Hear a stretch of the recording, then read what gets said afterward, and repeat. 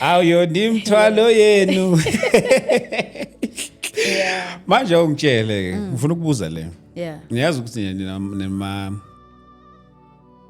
idoctrine yenu khona le bazalwane ngihlezi ngisho ngithi iChristianity it's a very big community. It's a very very very big community. Yeah. Inezinto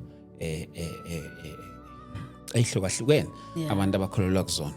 Manje ke njengoba nishadile na ringi washada ugqoka iduku uyiwasha ulifake ucwebe zonke lezi makeup nakho ke manje sengishadile.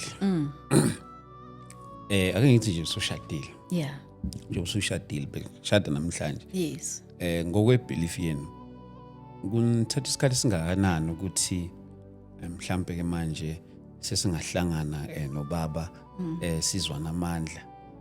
Yabona ke lithi TikTok iwash ube ngathi nomfundisi onishadisa wenza kancane.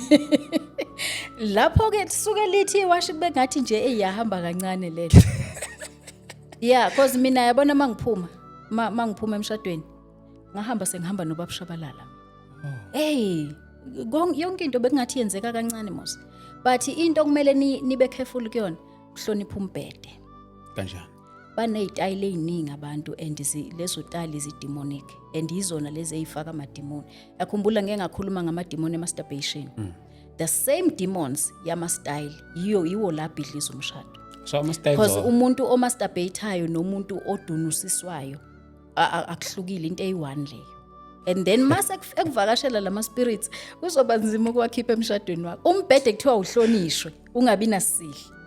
So ungasawuhlonipha umbhede mawusudlala iphone phezulu kwembhede. So they mean ama styles ekuhlonipheni umbhede?